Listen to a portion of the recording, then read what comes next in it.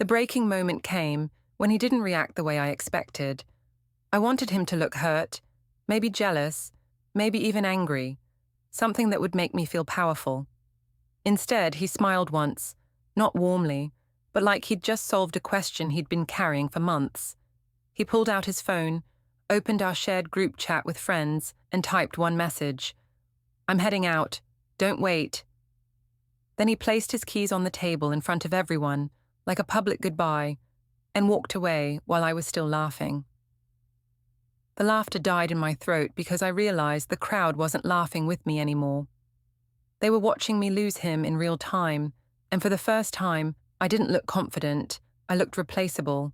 But let me back up, let me tell you how I got to that moment, sitting in our apartment with 8 people staring at me like I'd just set myself on fire for entertainment.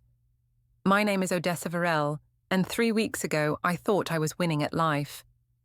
I had a steady job in marketing, a husband who paid the bills without complaining, and enough confidence to make jokes that other people wished they could make. Malcolm, my husband of 9 years, was the kind of man who listened more than he talked, who remembered anniversaries and never left dishes in the sink. Boring, my mother always said, but reliable. That Friday night, we were hosting our usual dinner party. Nothing fancy, just take-out Chinese and cheap wine, but I loved being the center of attention. Our friends gathered in our living room, the same faces we'd been seeing for years. Vanessa, my work friend, who always had her phone ready to capture moments for Instagram. Tom and Jennifer, the couple who never fought in public. And my mother Ruth, who drove in from the suburbs because she never missed a chance to socialize. Malcolm's sister Diane was there too, perched on the edge of our couch like she was ready to leave at any moment. She'd never warmed up to me, always watching with those careful eyes, like she was waiting for me to prove her right about something. The conversation had been flowing, helped along by the wine, and I was feeling particularly sharp that night. I'd been telling stories about work, about my coworker Lucas, and how he always found excuses to stop by my desk. The stories were getting bigger laughs each time I told them, and I was riding that high you get when everyone's hanging on your words. "So, Lucas brings me coffee again today," I said, gesturing with my wine glass. "3rd time this week. I'm starting to think he's got a crush." Vanessa giggled. "That's so sweet. He sounds adorable."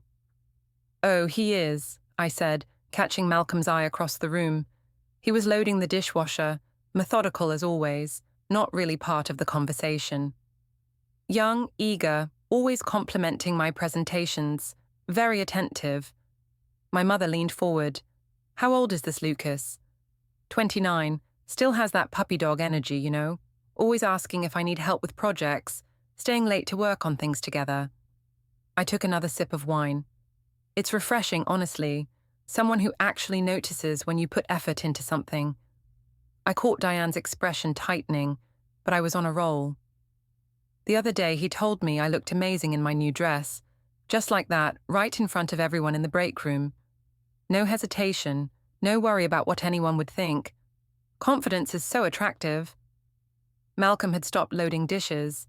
He was standing at the kitchen counter, back to us, but I could see the tension in his shoulders. "Odessa," Diane said quietly, "maybe we should—" "What?" "I'm just sharing a funny work story." I laughed, looking around the room. "It's not like Malcolm minds, do you, honey? We're very modern. No jealousy, no possessiveness. We trust each other completely." Malcolm turned around then, leaning against the counter with his arms crossed. His face was completely neutral, which somehow felt worse than anger would have. "Tell them about Tuesday," he said calmly. My stomach flipped. "Tuesday?"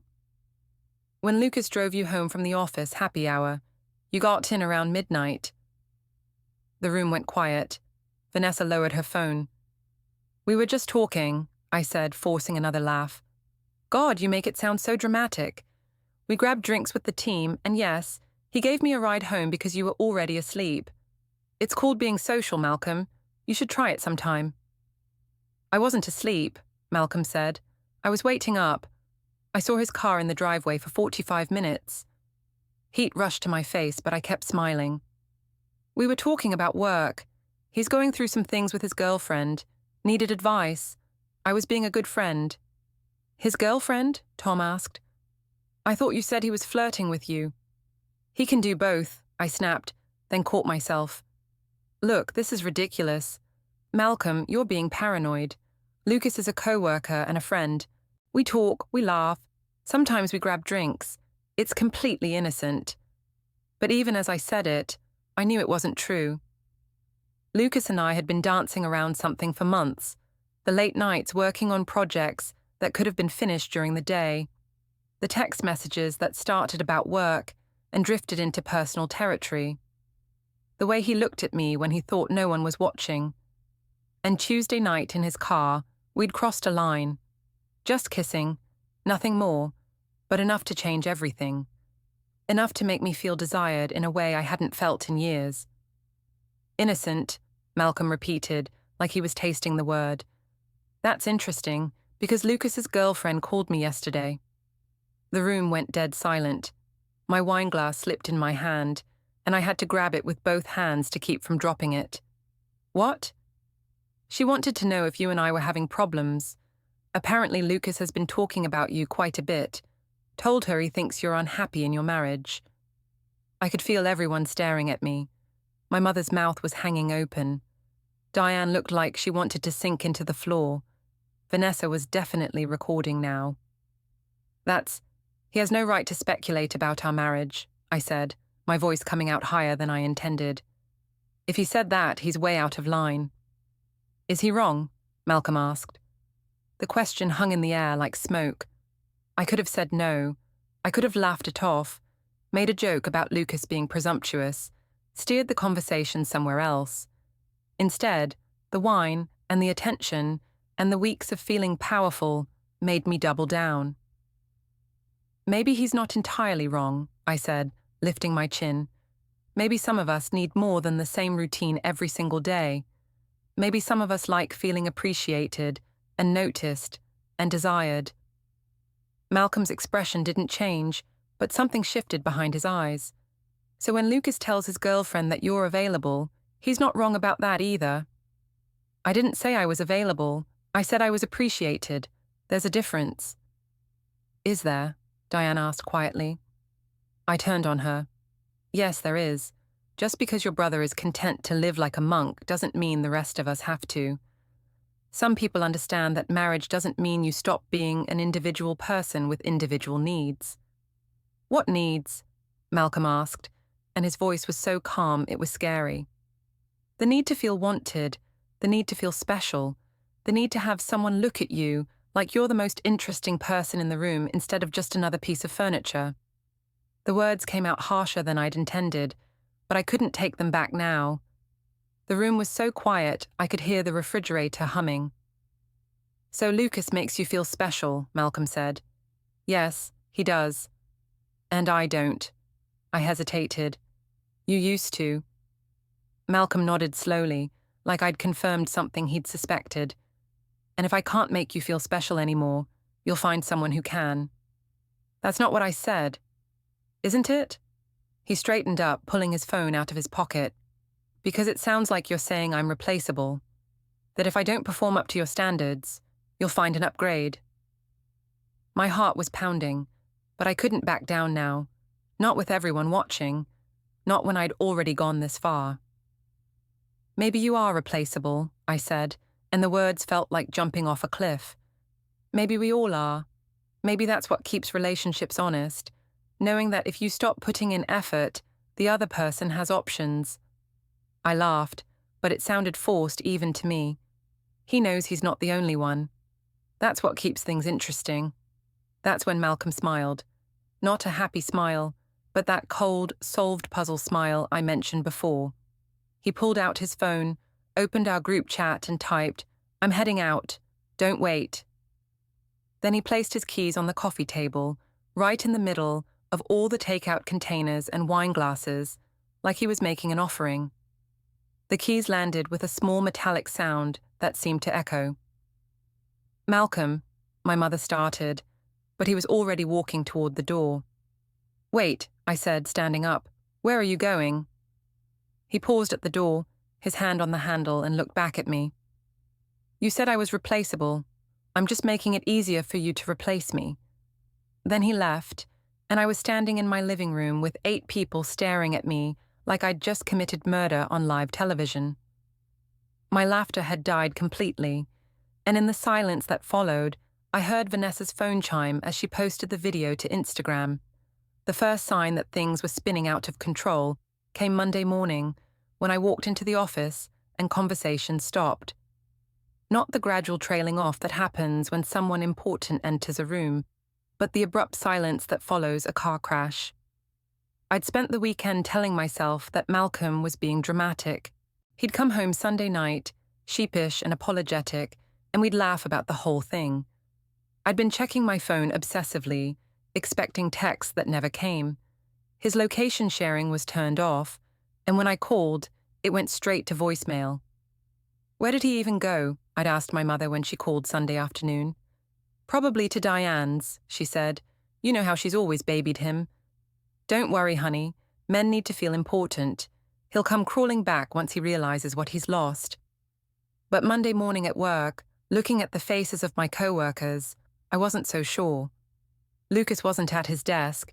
His computer was gone, and there was a stack of boxes where his monitor used to be. I felt a chill run down my spine as I approached Jennifer from HR, who was supervising the packing. Where's Lucas? I asked, trying to keep my voice casual. Jennifer looked up and her expression was carefully neutral. He's been transferred to the downtown office, effective immediately. Transferred? Why? I can't discuss personnel matters, Odessa. I'm sure you understand. But I didn't understand.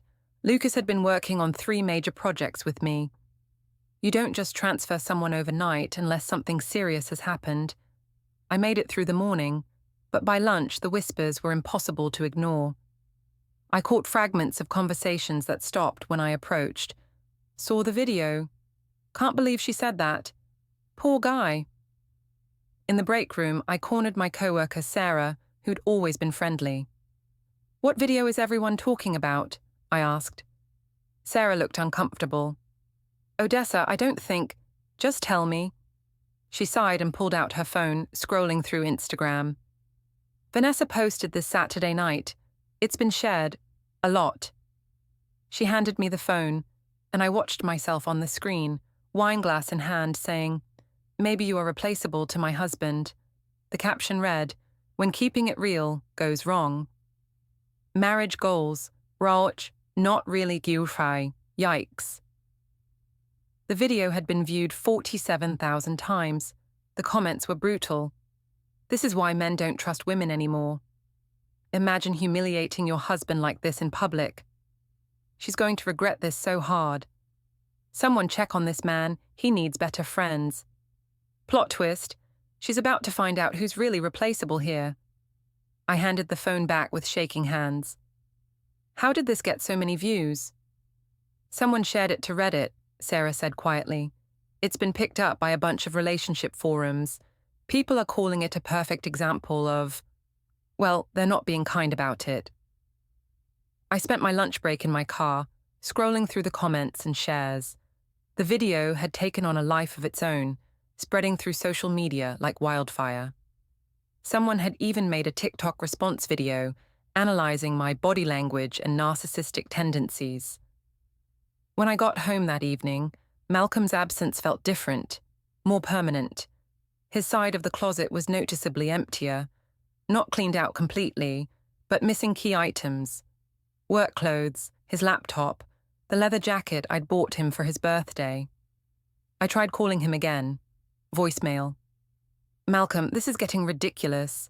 We need to talk about this like adults. I'm sorry if I hurt your feelings, but you're blowing this way out of proportion. Call me back. Tuesday brought new humiliations. I discovered that Malcolm had changed the passwords on our joint accounts. When I tried to check our savings account online, I was locked out. My credit card was declined at lunch, and when I called the bank, they informed me that my access had been temporarily suspended pending account review. What does that mean? I demanded. I'm sorry, ma'am, but I can only speak with the primary account holder about these matters. I'm his wife. I understand, but the primary account holder has requested that all account access be restricted. You'll need to speak with him directly. That afternoon, I got a call from Miri's school. Our daughter was in second grade, and normally Malcolm handled pickup on Tuesdays. Mrs. Varell, we're just checking about pickup arrangements today. Miri's father called to say you'd be handling it from now on. From now on? For the foreseeable future, yes. He's updated his contact information and requested that all communication go through you unless it's an emergency. I picked up Miri in a daze. She chatted about her day in the back seat, oblivious to the chaos unfolding around her. "Where's Daddy?" she asked as we pulled into our driveway. "He's staying at Aunt Diane's for a few days," I said, which was probably true. "Why?" "Sometimes grown-ups need space to think about things." "Are you getting divorced like Emma's parents?" The question hit me like a physical blow. "No, baby. Daddy and I just need to work some things out." But even as I said it, I wasn't sure I believed it anymore. Wednesday morning, I found a manila envelope that had been slipped under our apartment door. Inside were photocopies of bank statements, credit card records, and phone bills going back 6 months. Someone had highlighted charges and calls that corresponded with times I'd been with Lucas. Dinner receipts, when I'd told Malcolm I was working late.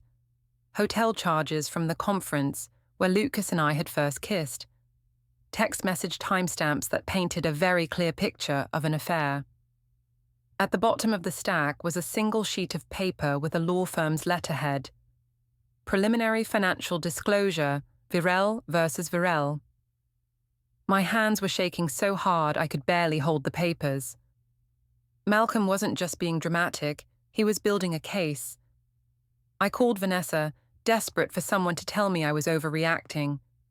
"Van, I need to talk to someone. Can you meet me for coffee?"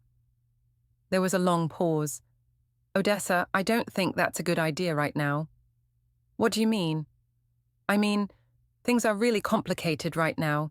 People are talking, and I just think it's better if we keep some distance until this all blows over." "You're abandoning me too?" "I'm not abandoning you, I need to think about my own reputation right now. That video has been seen by everyone we know. My boss asked me about it yesterday.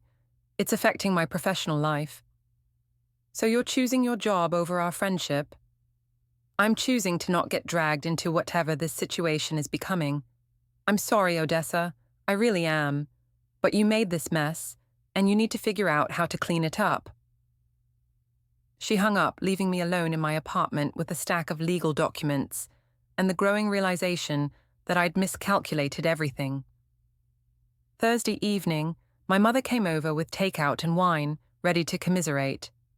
"Men are so sensitive," she said, unpacking containers of Thai food. "He'll get over it. They always do." "Mom, he's got lawyers involved. He's documented everything. This isn't just hurt feelings." "So, you're married. He can't just cut you off from your own money." "Apparently he can, temporarily. And he's got evidence of the affair." My mother waved dismissively. "What affair? You kissed a co-worker. Big deal. Half the marriages in America would end if that was grounds for divorce." But I knew it was more than just a kiss. Lucas and I had been having an emotional affair for months, and there were text messages and emails that would be very difficult to explain away. We'd never slept together, but we'd come close several times, close enough that a good lawyer could paint a very damaging picture. "The video makes me look terrible, Mum. People are saying I'm abusive, that I humiliated him on purpose." "People love to judge. They'll move on to the next scandal in a week." But Friday proved her wrong. I was called into my manager's office and informed that I was being moved to a different project team, away from client-facing responsibilities. "Is this because of the video?" I asked. "It's because we need to maintain professional standards, and recent events have raised some concerns about judgment and workplace relationships." I was being demoted, not fired, but pushed into a corner where I couldn't do any more damage to the company's reputation. That weekend, alone in my apartment with Miri, I finally started to understand the scope of what I'd lost. Malcolm wasn't coming back with his tail between his legs. He was methodically dismantling our life together, and he was doing it legally, quietly, and thoroughly. Sunday night, I got a text from a number I didn't recognize. Preliminary custody evaluation scheduled for Tuesday, 2 p.m. Please bring requested documentation. Henderson and Associates, Family Law. I stared at the message until the words blurred together. Malcolm wasn't just leaving me. He was taking Miri too. By Monday morning, I was desperate enough to make the kind of mistake that would haunt me for months. I decided to fight back, to show everyone that I wasn't some pathetic abandoned wife crawling back for forgiveness. I was going to prove that I had options, that Malcolm wasn't the only man who found me attractive. I called Lucas. He'd been ignoring my texts since his transfer, but I knew he'd answer if I called from the office line. When his voice came through the phone, cautious and quiet, I felt a surge of the old confidence. Odessa, why are you calling me at work? Because you won't answer my personal calls. We need to talk. I don't think that's a good idea. Things are really complicated right now.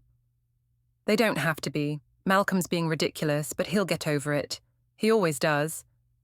There was a long pause. Odessa, my girlfriend, knows. About us. About everything. My stomach dropped. What do you mean, everything?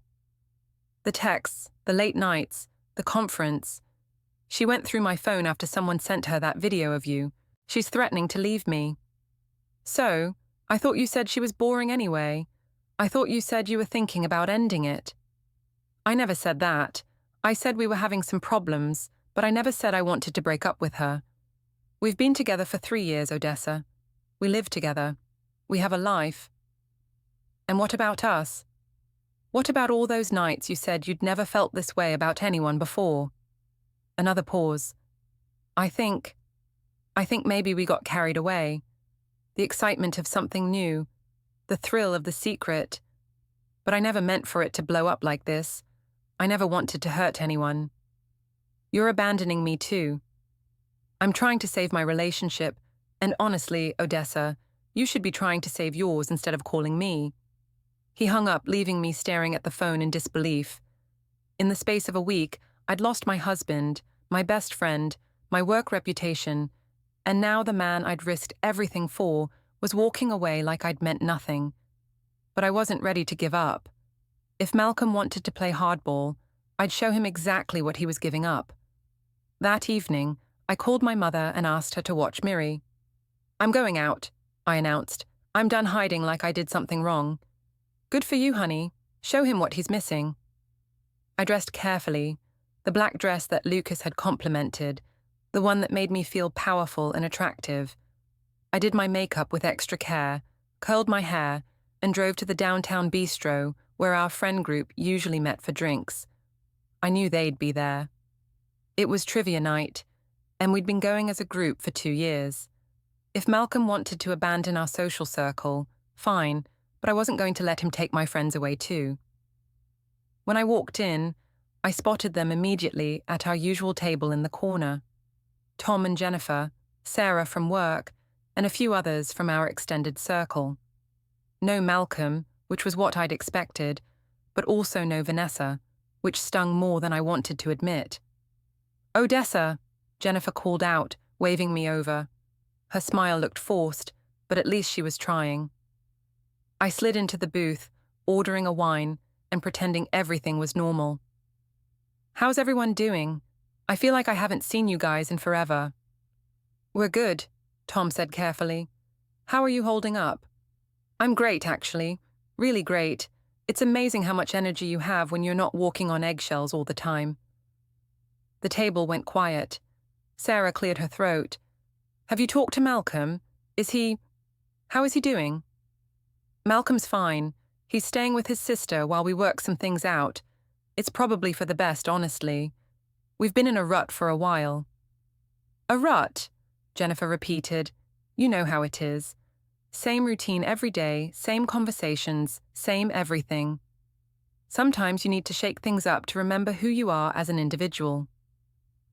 I was laying it on thick, but I needed them to see that I was thriving, not falling apart. I needed someone to be on my side. "So you're taking a break?" Tom asked. "We're figuring things out, and in the meantime, I'm rediscovering what it's like to feel appreciated." I took a sip of wine and smiled. "Actually, I'm meeting someone here tonight, someone who knows how to make a woman feel special." It was a lie, but I was committed to it now. I'd been texting Lucas all day, begging him to meet me, to show a united front, to prove that what we had was real and worth the chaos it had caused. He hadn't responded, but I was hoping he'd show up anyway. "Someone new?" Sarah asked, and I could hear the judgment in her voice. "Someone who's been in my life for a while, actually. You might know him, Lucas from my office. He's been incredibly supportive through all this." The looks exchanged around the table were not encouraging. "Odessa," Jennifer said gently, "maybe this isn't the best time to be exploring other relationships. If you're trying to work things out with Malcolm..." "Who says I'm trying to work things out? Maybe Malcolm was right. Maybe some people are replaceable." The words came out harsher than I'd intended, but I was tired of everyone treating me like the villain. I was tired of apologizing for wanting more than a boring, predictable marriage. "You don't mean that," Tom said. "Don't I? Malcolm had 9 years to make me feel like a priority, 9 years to show me I mattered. Instead, I got routine and predictability, and the exciting conversation about whose turn it was to take out the trash." "Marriage isn't supposed to be a constant thrill ride," Jennifer said. "It's supposed to be stable, reliable, safe." Safe is another word for boring, and boring is another word for dead. I checked my phone again. Still no response from Lucas, but I was too committed to the performance to back down now. "He should be here any minute, actually. Lucas, you'll like him. He's got this energy, this passion for life. He makes me remember what it's like to feel desired." 20 minutes later, Lucas still hadn't shown up, and the conversation had moved on to other topics. I kept checking my phone, making excuses about traffic and work emergencies, but it was becoming obvious that he wasn't coming. "Maybe he got held up," Sarah offered, but her tone suggested she knew exactly what was happening. "Maybe," I said, but the humiliation was starting to creep in around the edges of my bravado. When my phone finally buzzed, I grabbed it eagerly, expecting Lucas. Instead, it was a text from an unknown number. "Stop calling him. Stop texting him. Stay away from my boyfriend, or I'll file a harassment complaint with both your companies. This is your only warning." My face burned as I read the message. Lucas's girlfriend had taken his phone, had seen all my desperate attempts to contact him, and was now threatening legal action. "Everything okay?" Tom asked, noticing my expression. "Fine," I lied, shoving my phone back in my purse. "Just work stuff." But it wasn't fine. Nothing was fine. I was sitting in a restaurant, dressed up for a man who was never coming, surrounded by friends who were barely tolerating my presence, spinning lies about a relationship that had never been real in the first place. I made it through another hour before excusing myself, claiming I had an early meeting. As I gathered my purse and jacket, Jennifer caught my arm. "Odessa, can I give you some advice? As a friend?" I nodded, though I wasn't sure we were friends anymore. "Whatever you think you had with this Lucas guy, it's not worth destroying your marriage over. Malcolm is a good man. He loves you, he loves Miri, and he's been nothing but faithful and supportive for 9 years. Don't throw that away for some fantasy about passion and excitement." "What if the fantasy is better than the reality?" I asked. "Then you're going to wake up very disappointed and very alone." I drove home in silence, Jennifer's words echoing in my head. When I got to my apartment, I found another envelope under the door. This one contained a formal custody proposal, outlining a schedule that would give Malcolm primary custody of Miri, with me getting every other weekend and 1 evening per week. At the bottom of the proposal was a note in Malcolm's careful handwriting. I tried to be patient. I tried to understand, but I won't let Miri grow up thinking, this is what marriage looks like. You made your choice. Now I'm making mine. I sat on my couch, still in my black dress, holding the custody papers, and finally understanding that this wasn't a game anymore. This wasn't Malcolm throwing a tantrum or trying to scare me into apologizing. This was him methodically, legally, permanently removing me from the center of his life. And the worst part was, I was starting to realize he might be right to do it. The custody evaluation was scheduled for Tuesday at 2 p.m., which gave me exactly 3 days to figure out how to present myself as a stable, responsible mother instead of the woman in the viral video who'd publicly humiliated her husband. I spent Monday morning researching family law attorneys, making calls, and quickly discovering that good lawyers cost money I no longer had access to. Our retainer is $15,000, the third attorney told me over the phone. We require half up front and the remainder within 30 days. I can't access our joint accounts right now. My husband has them frozen. Then you'll need to petition the court for temporary spousal support or find alternative funding. I'm sorry, but we can't take the case without payment. By noon, I'd been turned down by 4 law firms. The fifth one, a solo practitioner working out of a strip mall office, agreed to see me for a consultation. Attorney David Chen's office smelled like coffee and desperation. His desk was covered with case files, and he looked like he'd been working 18-hour days for months. Mrs. Varell, I've reviewed the preliminary documents your husband filed. I have to be honest with you, this is going to be an uphill battle. Why? I'm her mother. I've never hurt her, never neglected her. I work full-time. I'm responsible. You're also documented as having an affair, publicly humiliating your spouse, and demonstrating what the court might view as poor judgment and moral character. He slid a tablet across the desk. On the screen was the video of me at the dinner party, but this version had been edited and annotated. Someone had added text overlays highlighting my words. Maybe you are replaceable, and he knows he's not the only one. This video has been viewed over 200,000 times across various platforms. It's been shared in family law forums as an example of emotional abuse and infidelity. Your husband's attorney is almost certainly going to use it as evidence of your character.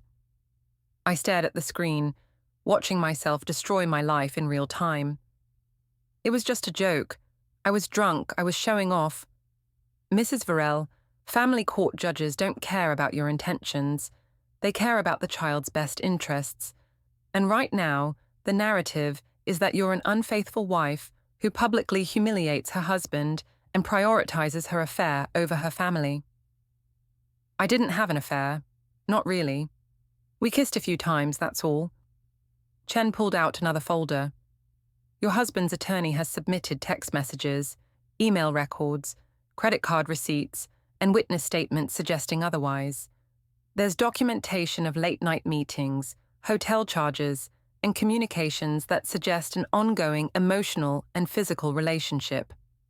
He was right. Lucas and I had never actually slept together, but we'd come close enough times that a skilled attorney could paint a very damaging picture. The text messages alone would be devastating. Months of flirtation, planning secret meetings, and increasingly intimate conversations. What are my options? Honestly, your best option is to try to negotiate a settlement before this goes to trial. The longer this drags out, the more evidence will surface, and the worse you're going to look. I left his office feeling sick. On the drive home, I called my mother, desperate for reassurance. Mom, I need help. Malcolm's trying to take Miri away from me. He can't do that, honey. You're her mother. He can if he proves I'm unfit. And with this video, and the affair evidence, and everyone turning against me, then you fight back, you find dirt on him, you make him look just as bad. There is no dirt on Malcolm, Mum. He's been a perfect husband and father for 9 years. The worst thing he's ever done is leave dishes in the sink. Then you make something up. You say he was controlling, that he isolated you, that the affair was your way of escaping an abusive relationship. I can't lie in court, Mum. You're not lying, you're reframing. Every marriage has problems. You just emphasize the ones that make you look sympathetic. But even as she said it, I knew it wouldn't work. Malcolm had documentation of everything. Bank records showing he'd never controlled my spending. Text messages showing he'd encouraged my friendships and career. Witness statements from people who'd seen him be nothing but supportive and patient. Tuesday afternoon, I sat in a sterile conference room across from Malcolm for the first time since the dinner party. He looked thinner, tired, but also somehow more solid than I remembered. He was wearing his good suit, the navy one I'd helped him pick out for job interviews, and he had a leather portfolio open in front of him. Next to him sat his attorney, a sharp-eyed woman in her 50s who looked like she'd been destroying unfaithful spouses for decades. Diane was there too, as a character witness, sitting straight-backed and disapproving. I had David Chen, who'd already warned me that this was just a preliminary hearing to establish temporary custody arrangements. Mrs. Varell, the mediator began, your husband is requesting primary physical custody of your daughter with supervised visitation for you until a full evaluation can be completed. Do you understand the nature of these proceedings? I understand that my husband is trying to punish me for having feelings, I said, and Chen kicked me under the table. Can you elaborate on that? I made some mistakes. I got involved with a co-worker, emotionally involved, and I handled it poorly. But that doesn't make me a bad mother. Miri loves me, she needs me, and Malcolm is using our personal problems to try to take her away. Malcolm's attorney leaned forward. Mrs. Varell, is it true that you conducted an extramarital affair with a co-worker named Lucas Henderson? We never slept together. That wasn't the question. Did you engage in an emotional and physical relationship with Mr. Henderson while married to your husband? I looked at Malcolm, hoping to see some softness in his face, some sign that he still cared enough to protect me. Instead, he was writing notes in his portfolio, not even looking at me. Yes, I whispered. And is it true that you publicly humiliated your husband by telling a room full of friends and family that he was replaceable? It was a joke, a stupid, drunk joke. A joke that was recorded and has now been viewed by hundreds of thousands of people. I didn't know she was recording. But you did say it. You did tell your husband, in front of your child's aunt and grandmother, that he wasn't the only man in your life, and that you could replace him any time. Chen was kicking me again, but I was drowning. Yes, but... And during this same time period, you were conducting secret meetings with your affair partner, lying to your husband about your whereabouts, and using marital funds to pay for hotels and dinners with another man. It wasn't like that. Mrs. Varell, we have credit card records, we have text messages, we have witness statements from your co-workers describing your behavior as inappropriate and unprofessional. We have documentation showing that Mr. Henderson was transferred to another office specifically because of complaints about your relationship. I felt like I was being buried alive. Every question was a shovel full of dirt, and I couldn't climb out fast enough. Your Honor, Chen interrupted, my client acknowledges that she made mistakes in her marriage, but those mistakes don't negate her love for her daughter or her ability to be a good mother. Mr. Chen, the mediator said, does your client have stable housing? She lives in the marital home, which is owned jointly by both parties and is part of the divorce proceedings. Does she have independent income sufficient to support a child? Chen hesitated. She's employed full-time in marketing. At a reduced capacity, following disciplinary action related to her workplace relationship, Malcolm's attorney interjected. She's been removed from client-facing responsibilities and had her salary reduced by 20%. I hadn't known about the salary reduction. That was news to me, delivered in a custody hearing, like a slap across the face. Does she have a support system, family, friends who can testify to her character and stability? Chen looked at me. We both knew the answer. My mother would testify, but her advice to make something up wouldn't play well in court. Vanessa had distanced herself. My co-workers were avoiding me. The friends from the dinner party had made it clear they were Team Malcolm. "Your Honor," Malcolm's attorney said, "we'd like to submit additional evidence of Mrs. Varell's recent behavior and judgment." She slid a folder across the table. Inside were screenshots of my social media posts from the past week, photos of me dressed up for my failed date with Lucas, captions about living my best life and not apologizing for wanting more. There were also screenshots of text messages I'd sent to various friends, trying to get them to meet me for drinks, trying to convince them that Malcolm was being unreasonable. The worst was a series of texts I'd sent to Lucas after his girlfriend's warning message. Desperate, pleading messages begging him to meet me, to talk, to not abandon what we had. The timestamps showed I'd sent them at 2 a.m., 3 a.m., 4 a.m., the digital equivalent of drunk dialing.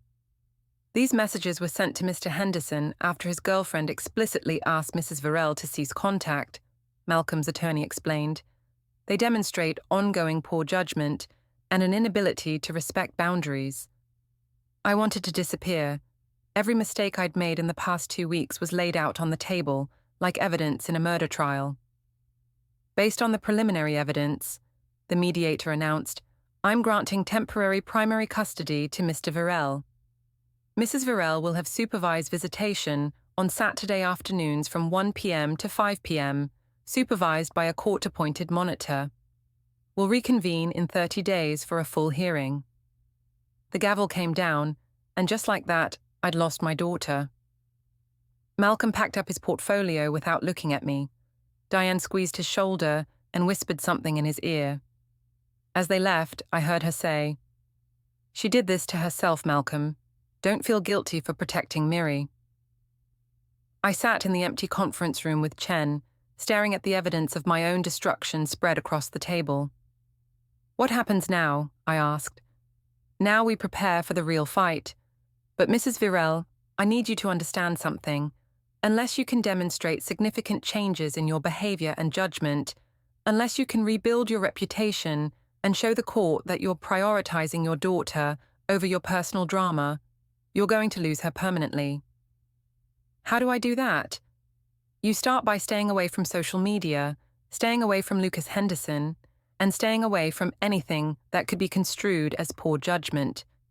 You get counseling, you focus on your job, and you prove that you can be the mother Miri deserves. And if I can't," Chen's expression was grim, "then you'll be lucky to get supervised visits twice a month." I drove home to an empty apartment, knowing that somewhere across town, Malcolm was tucking Miri into bed and probably explaining why Mommy wouldn't be there when she woke up. For the first time since this whole nightmare started, I began to understand that I might not be the victim in this story after all. The supervised visits were humiliating in ways I hadn't anticipated. Every Saturday at 1 p.m., I met Miri at a sterile family services building downtown, under the watchful eye of a court-appointed monitor named Mrs. Patterson. She was a grey-haired woman in her 60s who took notes on everything: how I interacted with Miri, what we talked about, whether I seemed stable and appropriate. The first visit, Miri clung to me like she was afraid I might disappear again. "Mummy, why can't I come home with you?" she asked, and I felt Mrs. Patterson's pen moving across her notepad. "Because Daddy and I are working some things out, baby. But I get to see you every week, and that's special, right? Emma's mommy and daddy got divorced, and now Emma has 2 houses. Will I have 2 houses? I looked at Mrs. Patterson, who was watching me carefully.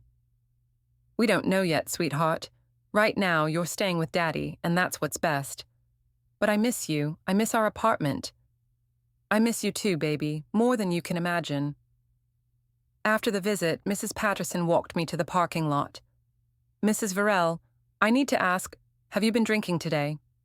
"What?" "No, of course not." "I'm required to ask. You seem emotional, unstable." "I'm emotional because I'm seeing my daughter for 4 hours a week instead of living with her. That's not unstable, that's heartbroken." She made another note. "I understand this is difficult. But the court needs to see that you can maintain composure and prioritize Miri's emotional well-being over your own distress. I was being graded on my grief, marked down for missing my own child. The second week was worse. Miri had questions I couldn't answer. Daddy says you and him are getting divorced because you made some bad choices. What bad choices? Mrs. Patterson looked up from her notepad, waiting to see how I'd handle it. Sometimes grown-ups make mistakes, and sometimes those mistakes hurt the people we love. I made some mistakes, and now Daddy and I can't live together anymore. What kind of mistakes? Adult mistakes. Nothing for you to worry about. Did you stop loving Daddy? The question hit me like a punch to the stomach. It's complicated, baby. Do you still love me? Of course I love you. I will always love you, no matter what happens. Then why can't you live with me? I looked at Mrs. Patterson, who was writing furiously. There was no good answer to that question that wouldn't either confuse Miri more or make me look worse in the court report. Sometimes people who love each other can't live together, but that doesn't change how much I love you. At home that night, I called David Chen. The supervised visits are killing me. This woman is writing down everything I say, everything I do. I feel like I'm being tested every second. You are being tested. Every interaction with Miri is being evaluated to determine if you're fit to be her primary caregiver. And how am I doing? There was a pause. Mrs. Patterson's reports have been concerning.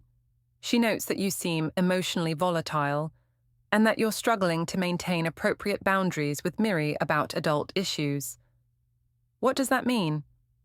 It means you're treating your daughter like a confidant instead of a child. You're sharing your emotional distress with her, making her responsible for comforting you. That's not healthy parenting. I'm supposed to pretend I'm not devastated. You're supposed to protect her from your devastation. You're supposed to be the stable adult who makes her feel safe, not the victim who needs her sympathy. I hung up feeling more lost than ever. How was I supposed to be stable when my entire life was falling apart? How was I supposed to protect Miri from my distress when seeing her for 4 hours a week was the only thing keeping me from completely falling apart? The answer came the following Tuesday, when I received another envelope under my door. This time, it contained bank statements showing that Malcolm had been methodically documenting our finances for months. Every dinner I'd charged while claiming to work late. Every hotel bill from conferences, where Lucas had also been in attendance. Every Uber ride to locations I'd lied about visiting. But the most damaging evidence was a series of credit card charges I'd forgotten about. 3 separate occasions where I'd booked hotel rooms during lunch breaks, supposedly for client meetings. The timestamps showed I'd been at these hotels during times when I'd texted Malcolm about being stuck in long meetings at the office. Lucas and I had never actually used those rooms for sex, but we'd come close. We'd made out like teenagers, talked about taking things further, pushed every boundary except the final one. But to a family court judge looking at credit card receipts, it would look like I'd been conducting a full-blown affair for months while lying to my husband about my whereabouts. I called Lucas in a panic, using my office phone because I knew he'd blocked my personal number. Lucas, we need to talk. Malcolm has hotel receipts. He has everything documented. Odessa, stop calling me. I told you it's over. But if this goes to court, if they subpoena you, what are you going to say? I'm going to tell the truth, that we had an inappropriate relationship, that it never should have happened, and that it's over. You can't do that to me. You pursued me just as much as I pursued you. You told me your relationship was dead, that you were thinking about leaving her. I never said that. I said we had problems, but I never said I was leaving her. And honestly, Odessa, you're the one who was married. You're the one who had something to lose. So you're just going to throw me under the bus? I'm going to tell the truth and move on with my life. You should do the same. He hung up, and I realized that not only was I losing my family, I was losing it for a man who'd never actually intended to leave his girlfriend for me. I'd blown up my marriage for a fantasy that had never been real. That weekend, Miri's questions got harder. Daddy says you have to talk to someone, like a doctor, but for feelings. Mrs. Patterson looked up sharply. Are you in therapy, Mrs. Virel? Not yet, but I'm looking into it. The court recommended counselling in their preliminary order. That was 3 weeks ago. I've been busy with work and, Mrs. Virel, compliance with court orders isn't optional. If you haven't begun therapy, that's going to be noted in my report. Another mark against me. Another sign that I wasn't taking the process seriously. Miri, why don't you colour for a minute while I talk to Mrs. Patterson? I pulled the monitor aside. Look, I know I'm not handling this perfectly, but I'm trying. I love my daughter, and I'm doing my best in an impossible situation. Mrs. Virel, the court doesn't grade on effort, they grade on results. And the results show a woman who's not following court orders, who's emotionally unstable during visits, and who's more focused on her own pain than her child's well-being. That's not fair. Fair doesn't matter. What matters is what's best for Miri, and right now, the evidence suggests that's a stable home with her father, not chaotic visits with a mother who's still processing her own mistakes. That night, I finally made the call I'd been avoiding. I scheduled an appointment with a therapist, Dr. Sarah Williams, who specialized in family counseling and custody cases. Mrs. Virel, she said during our first session, what do you hope to accomplish through therapy? I want to get my daughter back. That's a goal, but it's not therapeutic work. What do you want to accomplish for yourself? I want to understand how I got here. I want to figure out how I went from being a successful wife and mother to being a woman who sees her child 4 hours a week under supervision. When you think about your marriage, what was missing that led you to seek connection elsewhere? It was the first time anyone had asked me that question without judgment. For 45 minutes, I talked about feeling invisible, unappreciated, taken for granted. I talked about the routine that had suffocated me, the sense that Malcolm saw me as a roommate rather than a wife.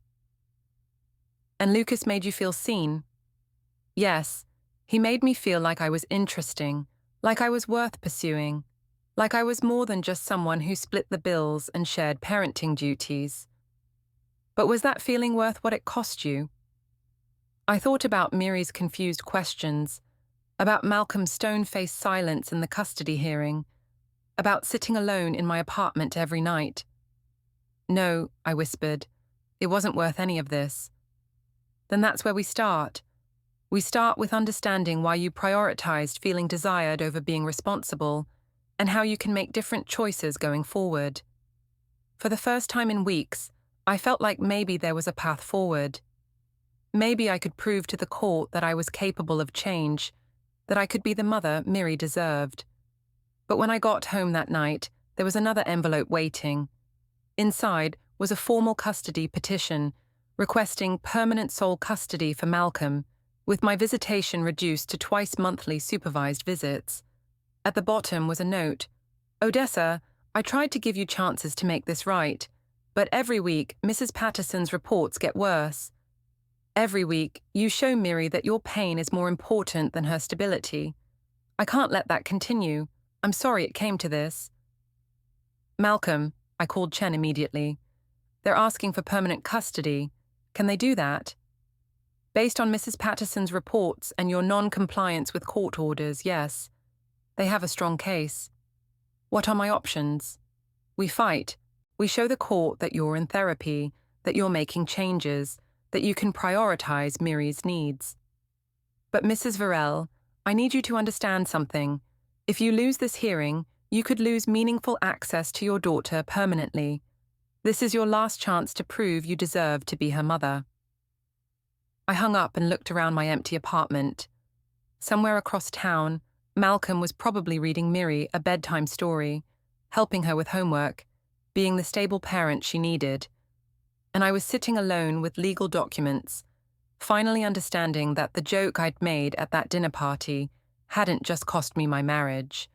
It had cost me everything that mattered.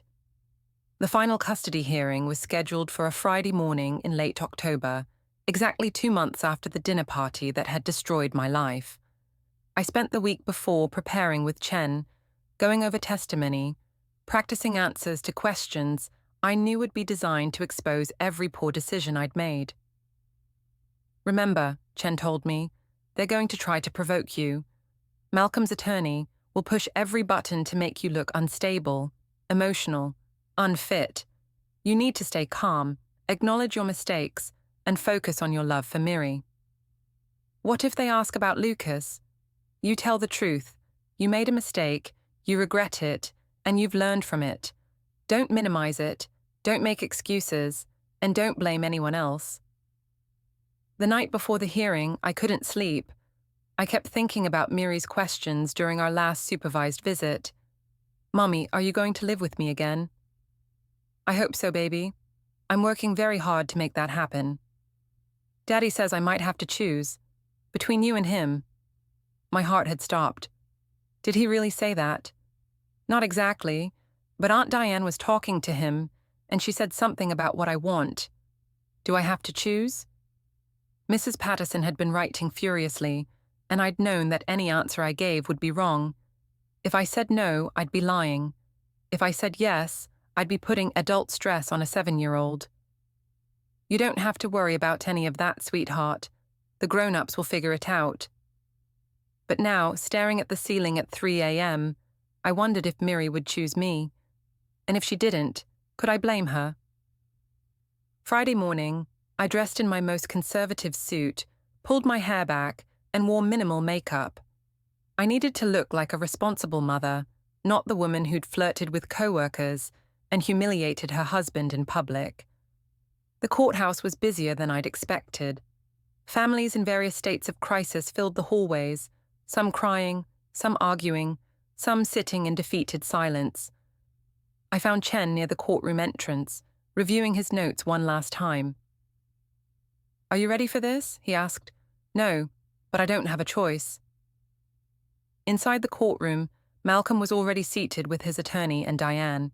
He looked tired but determined, wearing the same navy suit from the preliminary hearing. When he saw me, he nodded once, politely, like I was a stranger he'd met at a business meeting. All rise for the Honorable Judge Patricia Morrison.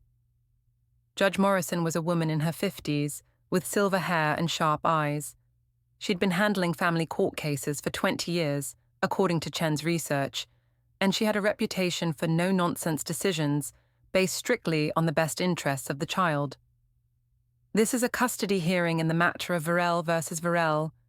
Mr. Henderson, you may call your first witness. Malcolm's attorney stood. Your Honor, we call Mr. Malcolm Varel to the stand. I watched my husband walk to the witness stand, place his hand on the Bible, and swear to tell the truth. For 9 years, I'd shared a bed with this man, raised a child with him, planned a future together. Now he was testifying against me in a court of law. Mr. Varel, can you describe the state of your marriage in the months leading up to your separation? Malcolm's voice was steady, matter of fact. We'd been having problems for about a year. Odessa seemed restless, dissatisfied. She was working late frequently, going out with co-workers, becoming increasingly critical of our relationship.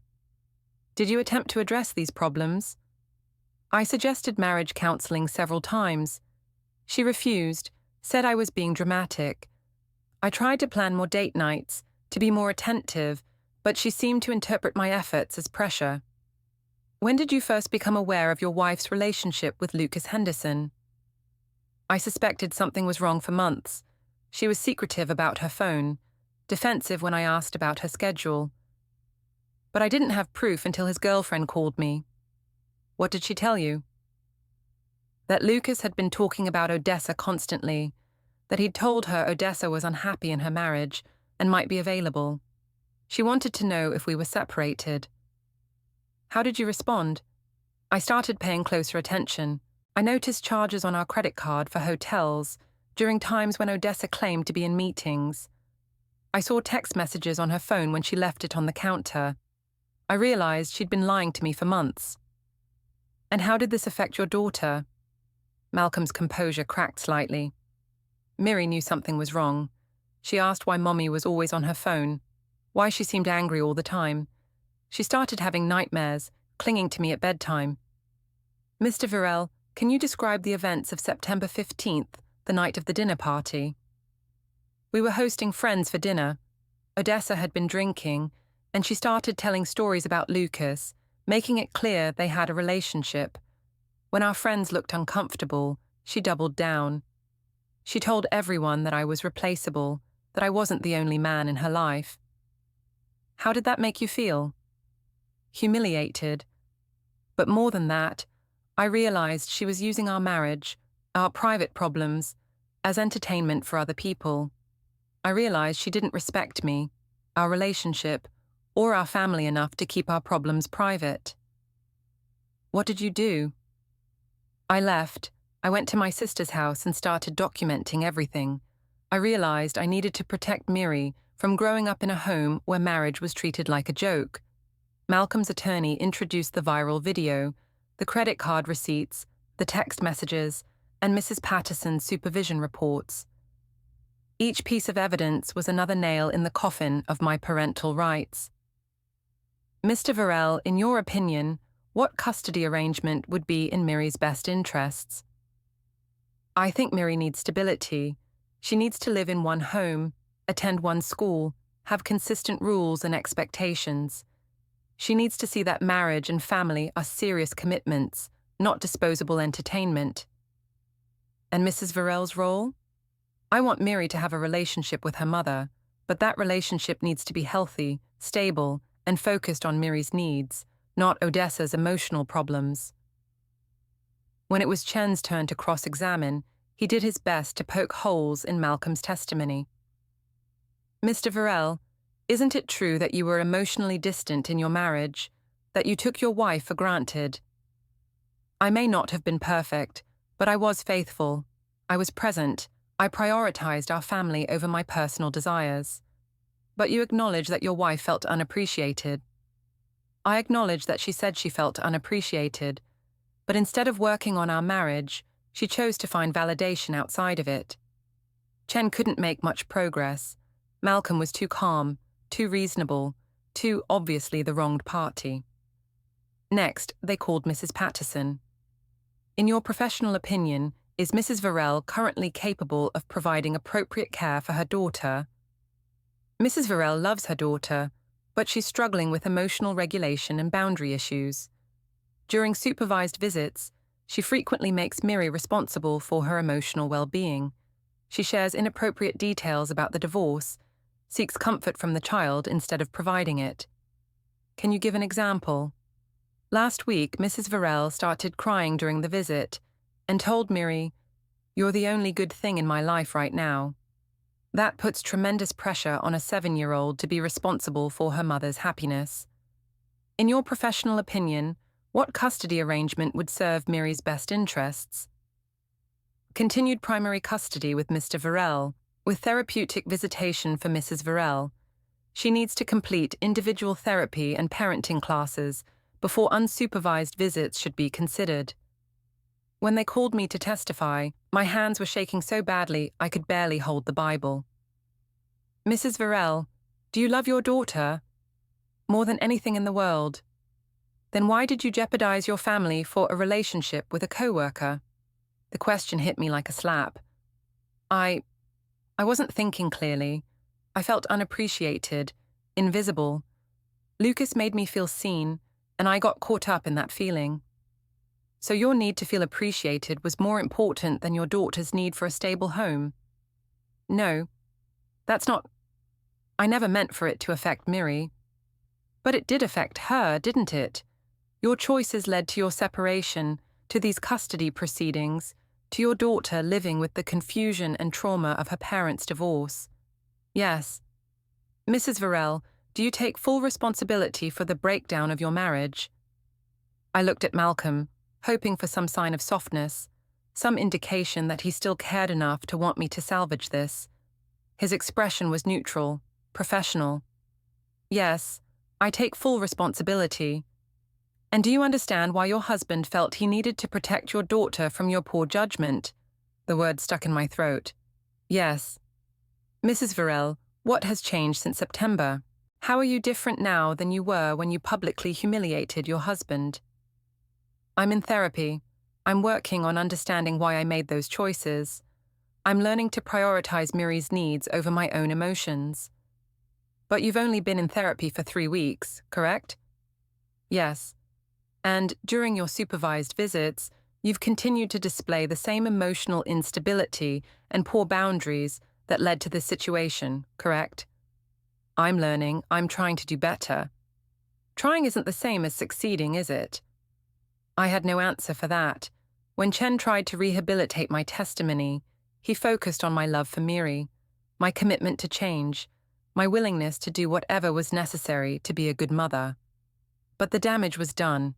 I looked unstable, selfish, and unprepared for the responsibility of raising a child. The final witness was Diane. Ms. Virel, you've observed your brother's parenting for 7 years. In your opinion, what kind of father is he? Malcolm is devoted to Miri. He's patient, consistent, and always puts her needs first. He's the parent who remembers school events, who helps with homework, who stays up all night when she's sick. And Mrs. Virel? Odessa loves Miri, but she's always been more focused on herself. She sees Miri as an extension of her own needs, rather than as an individual person with her own needs. Can you give an example? When Miri was 5, she wanted to take dance classes. Malcolm researched studios, found one that fit our budget, and drove her to lessons every week. Odessa complained that it was inconvenient, that it interfered with her social plans. When Miri had a recital, Odessa spent the whole time taking selfies instead of watching the performance. Each example was another weight on the scale, tipping the balance further away from me.